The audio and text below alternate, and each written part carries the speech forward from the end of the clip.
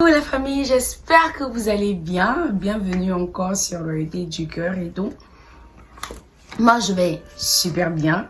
Et il y a longtemps qu'on a fait en fait des story time sur cette chaîne. Et cette fois-ci, je reviens avec une story time. J'avais oublié de vous en parler. Et là, ça m'est venu comme ça et tout. Je sais pas si je dois faire plusieurs parties, en tout cas comme l'esprit va m'inspirer et tout. Donc, lorsque j'avais mes 22 ans, j'étais encore au pays, j'étais encore au Congo et tout. Et j'ai eu à faire un songe. Et dans le songe, j'étais censée voyager.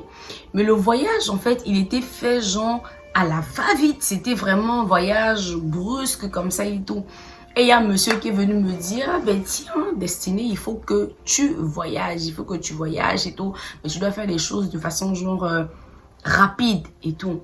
Et donc, moi, vu que je savais que je vais voyager, j'ai pris toutes mes affaires, hein, les affaires des filles, là, les perruques, les talons, des sacs, le maquillage, des vêtements et tout. Tout ce que vous connaissez, là, qu'une fille peut envoyer, peut apporter, en fait, dans un autre pays et tout. Donc, j'ai tout pris comme ça. Et puis ensuite, genre, le monsieur est venu me prendre. Mais l'appareil, c'était comme un hélicoptère, c'était comme un avion, mais en tout cas, j'étais seule. Dans l'appareil, il n'y avait que moi et le monsieur. J'étais seule et c'est même lui qui était le pilote. Donc, je suis montée à bord de l'appareil. Nous sommes arrivés dans le pays où j'étais censée aller.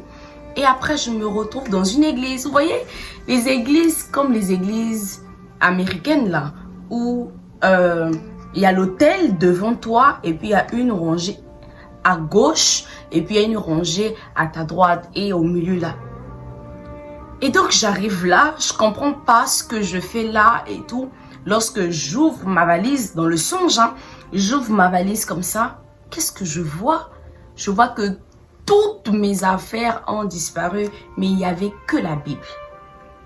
Il n'y avait que la Bible. Alors que dans mon songe, je n'avais pas prise de Bible avec moi. Mais toutes mes affaires se sont transformées en une Bible. Et la Bible, en fait, elle a commencé à survoler comme ça. Elle est partie devant l'autel et elle s'est ouverte. Elle s'est ouverte devant l'autel et à un moment donné, moi-même, genre, c'est comme si on me ramenait devant l'autel et après, il y a eu une lumière comme ça là. Genre, c'est comme si la lumière, elle descendait du ciel pour le bas, quoi. Et il y a eu vraiment une lumière et ça a tout éclairé. Puis je me suis réveillée. J'avais 22 ans. Je me suis réveillée, j'ai dit, mais c'est quoi ce songe-là? Et bête que je suis, non. Ou bien intelligente que je suis, je ne sais pas. Je m'en vais à l'église, j'explique au pasteur principal que, ah voilà papa, le rêve que j'ai eu à faire ce soir et tout. Il me dit, on doit rentrer en prière. Parce que ça, c'est déjà la sorcellerie et tout, les voyages comme ça là. J'étais pas encore affermie, mais je me suis dit, pourquoi tu parles de sorcellerie en fait, alors que pour moi, je voyais aucun symbole qui voulait parler de sorcellerie en fait.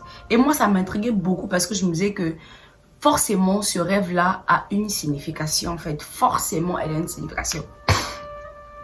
Donc voilà. Et c'est comme ça aussi hein, que j'ai voyagé. C'était un peu de façon précipitée et tout. Et puis je suis arrivée en Russie et tout. Vous savez, lorsque je suis arrivée en Russie, je pouvais jamais imaginer en fait que moi, Destinée, je devais en fait me mettre à lire la parole de Dieu, à prêcher, à évangéliser, à avoir une intimité, une relation avec Dieu. Je pouvais jamais, au grand jamais imaginer ça en fait. Parce que j'avais en fait ma vie à moi dans ma tête.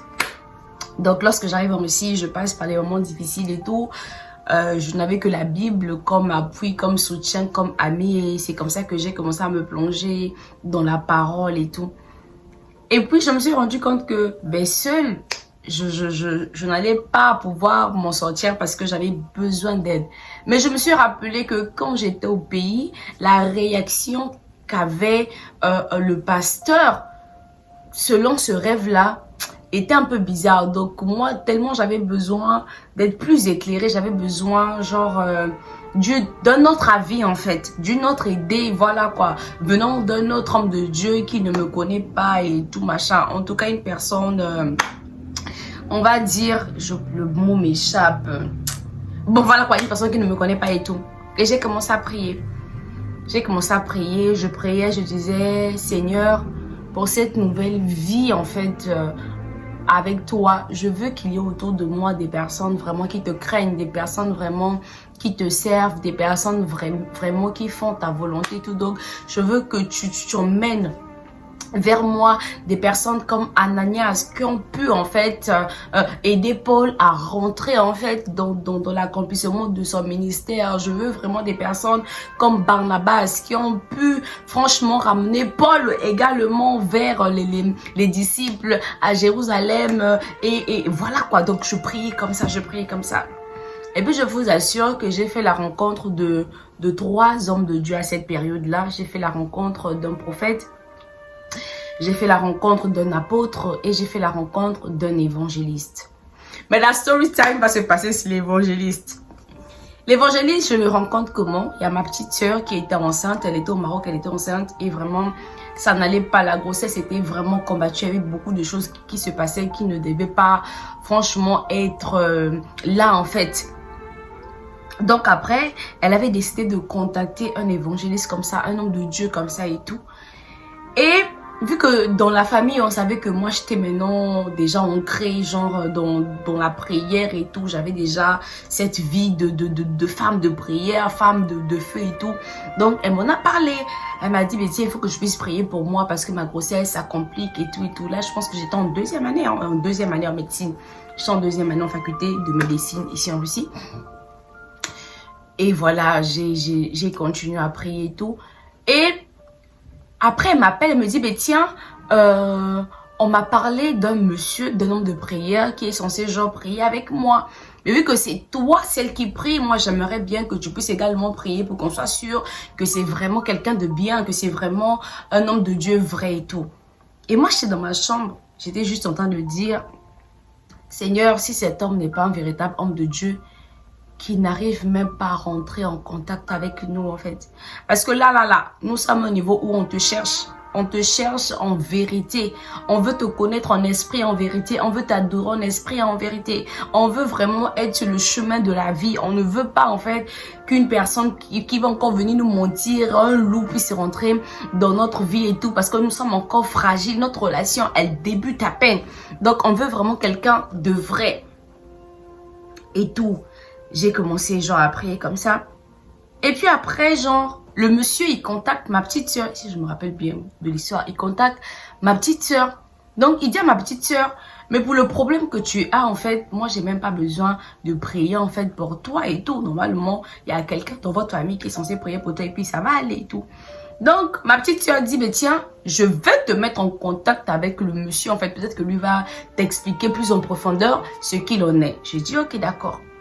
Je recommence encore après, je dis Seigneur, le lendemain, ça c'était déjà, il devait m'appeler le lendemain et tout, vu qu'elle avait donné mon numéro de téléphone. Non, c'était à moi de l'appeler. Oui, elle m'a donné le numéro de téléphone et c'était à moi de l'appeler pour qu'on puisse avoir des moments de prière ensemble, mais prier pour ma petite soeur. Donc c'est comme ça que je suis rentrée en prière le matin, je dis Seigneur, franchement, si c'est pas quelqu'un de bien, quand je vais l'appeler, qu'il ne puisse pas décrocher. C'est possible qu'il puisse même pas voir mon appel. C'est possible que le téléphone puisse sonner pendant longtemps et qu'il puisse avoir un appel en absence parce que c'est quelqu'un genre de connu et puis c'est une personne qui est beaucoup occupée en fait, qui est beaucoup genre prise et tout, voilà. Donc j'ai prié et puis j'ai pris mon téléphone. Genre, j'ai lancé l'appel. Je lance l'appel. Le téléphone, ça a seulement sonné gling pour la 2e fois. Le monsieur, il a répondu. Il dit allô, bonjour, comment vous allez? Je me suis présentée, je vais bien et tout et tout. Après, il me dit, mais pour le problème de ta petite soeur, on n'a pas besoin de me déranger en fait. Pourtant, toi, tu es là. Et j'ai déjà dit à ta soeur qu'il y a quelqu'un dans votre famille et tout qui est censé prier, puis ça va aller. Mais toi, tu es déjà là, je sais pas pourquoi moi, on m'appelle encore. Bon, moi, j'étais là genre en mode... Je suis choquée quoi, genre c'est moi la personne qui t'a prié. Et moi-même, je viens d'avoir une relation avec Dieu, c'est moi qui dois appeler comment. J'étais un peu perdue. Après, le gars me dit, ben tiens, tu sais, tu as un appel et tout, il faut vraiment que je puisse travailler avec toi et tout. Il faut vraiment que tu rentres en fait dans comment est-ce qu'on appelle ça? dans ton ministère, quoi, dans l'œuvre, en fait. Il faut vraiment, parce que là, c'est comme si tu perdais beaucoup de temps, en fait, parce que c'est déjà le moment, il faut que tu puisses vraiment rentrer dans la pratique, dans l'œuvre, en fait. J'étais là, j'ai dit, les messieurs là vont encore me dire quoi comme ça, là? Hein, dans quelle œuvre encore? Et on a discuté, on a prié, et puis voilà, c'est passé, on a prié pour ma soeur et tout. Tout s'est bien passé, elle a accouché. Franchement, c'était super, super. Elle et l'enfant allaient vraiment bien et tout. Et il a continué avec moi, donc le monsieur faisait un suivi. Donc, comme j'ai dit au début, j'avais un apôtre qui était là dans ma vie, j'avais un prophète et j'avais genre lui qui était évangéliste. Et tous ces trois-là, je les ai rencontrés, c'était comme des miracles en fait. Là, je ferai d'autres story time pour vous parler peut-être du prophète et pour vous parler de l'apôtre. Et on a continué après comme ça. Mais non, lorsque j'ai vu que j'ai prié pour ma soeur et tout, la chose s'est faite et tout. Maintenant, j'avais quelqu'un dans ma vie en fait que j'aimais beaucoup, que j'aimais beaucoup. Mais la personne en fait était dans des pratiques qui n'étaient pas genre bonnes en fait. Et moi, je savais que la personne était dans ces pratiques-là, mais je me disais que non, c'est possible en fait de prier pour la personne afin que la personne sorte dans ces pratiques-là de gré ou de force. Vous savez, lorsque tu viens de naître de nouveau, il y a un zèle qui s'empare de toi. Tu te dis genre que tu peux tout en faire. Il y a même certains principes que tu mets de côté en fait. C'est la chaleur genre du zèle, le feu du zèle qui fait ça. Seigneur Jésus. Donc du coup, j'ai commencé à prier pour la personne. Je vous assure, lorsque je priais pour la personne, j'avais des attaques mais qui étaient réelles. Lorsque je priais pour la personne, la nuit quand je dormais comme ça, je pouvais rêver qu'on me lançait quelque chose. Et lorsque je me réveillais, je remarquais que ma cuisse était rouge. Et le lendemain, ma cuisse enflait. Et la partie où on m'avait damé, genre cette pierre-là et tout, cette partie devenait bien rouge, elle me faisait mal. Et le lendemain, je ne pouvais pas marcher. Mais je continuais dans la prière. Et je voyais des personnes qui apparaissaient dans ma chambre. Je vous assure, une fois là, j'étais allongée. J'ai fini de prier pour la personne et je me suis endormie. On m'a giflé, non. On m'a giflé, je suis tombée du lit. Je me suis réveillée, j'ai commencé à prier. Et puis ensuite, l'évangéliste m'appelle. L'évangéliste m'appelle, il me dit... tiens ma fille, voilà, j'étais en prière, voilà ce que j'ai reçu te concernant. Tu pries pour quelqu'un, mais qui ne pense même pas en fait sortir de ce genre de pratique-là en fait. Et si tu continues à prier pour cette personne-là, c'est toi qui partiras parce que je te vois dans un cercueil rentrer au pays et tout, alors que tu as une mission en fait en Russie. Le Seigneur t'a appelé en Russie, pas seulement pour les études, mais tu as une mission à faire dans ce pays-là. Donc, arrête les jeux que tu es en train de faire là. Donc, comme chez nous, on dit, on ne blague pas avec le cou. Quand tu joues avec le cou, là, tu peux t'étrangler et puis mourir. Il me dit, tu arrêtes ça. Je lui dis, mais non, papa, on peut prier, on peut délivrer. J'ai commencé à parler du fou de Gadara et tout. Que non, c'est pas lui qui avait cherché la délivrance et tout, mais Jésus était sur le même territoire et puis après il a délivré, donc c'est pareil. Si vraiment Dieu a permis que ce tombe là soit dans ma vie, c'est pour qu'ensuite je le délivre et tout. Le gars n'a pas parlé, il a dit ok, fais ce que tu veux. La famille, quand je priais pour la personne, je vous assure que je vivais des moments, des expériences vraiment compliquées, bizarres.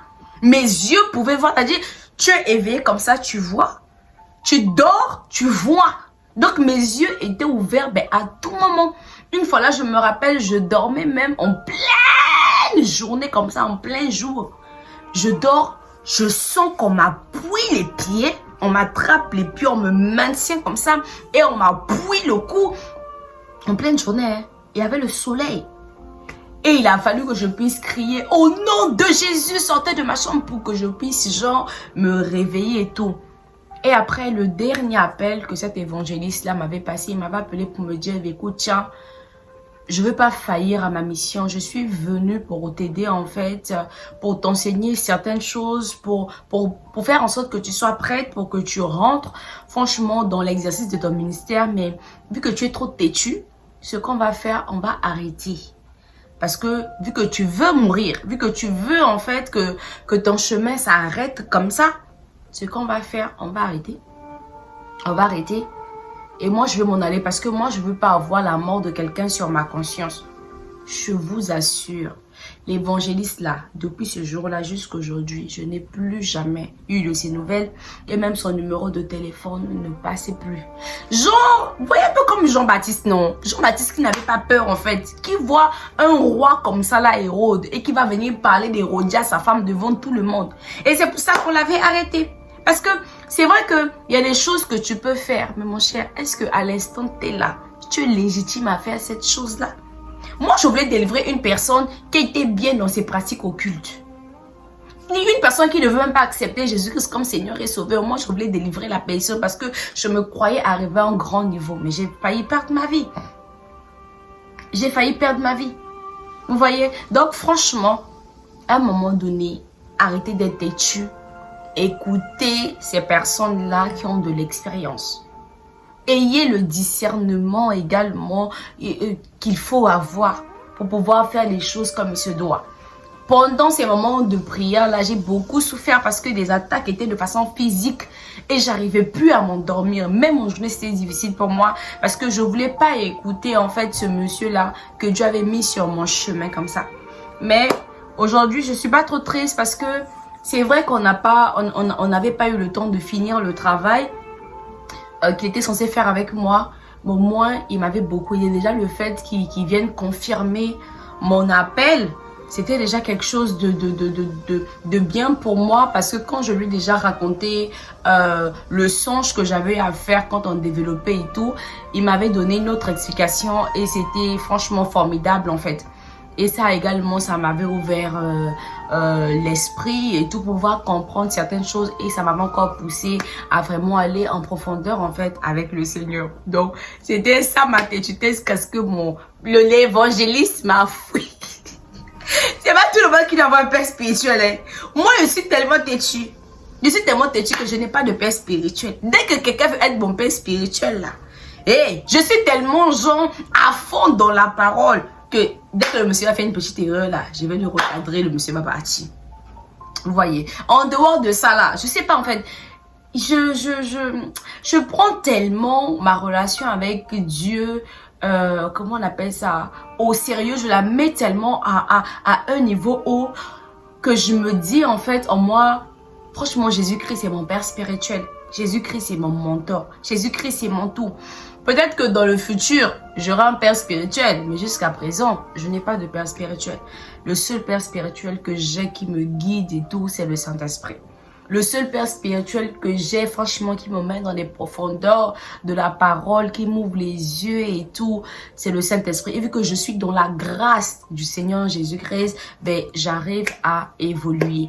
Donc maintenant, le jour où j'aurai mon père spirituel, ben, je ne manquerai pas, c'est sûr que j'aurai des story time avec ce père spirituel là. Donc, c'est tout ce que j'avais à vous dire et tout concernant évangéliste et tout qui est vite parti de ma vie comme ça parce que j'étais têtue, parce que j'ai pas su franchement tendre mon oreille pour écouter ce qu'il avait à me dire.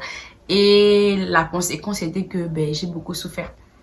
J'ai vraiment souffert et c'était pas pendant un mois, c'était pendant longtemps que j'ai eu ce genre d'attaque là et j'ai vraiment beaucoup souffert. Donc c'était tout pour cette solitaire. J'espère qu'elle vous aura plu, que le Seigneur vous bénisse et je vous dis à très bientôt dans une autre vidéo. Bye bye.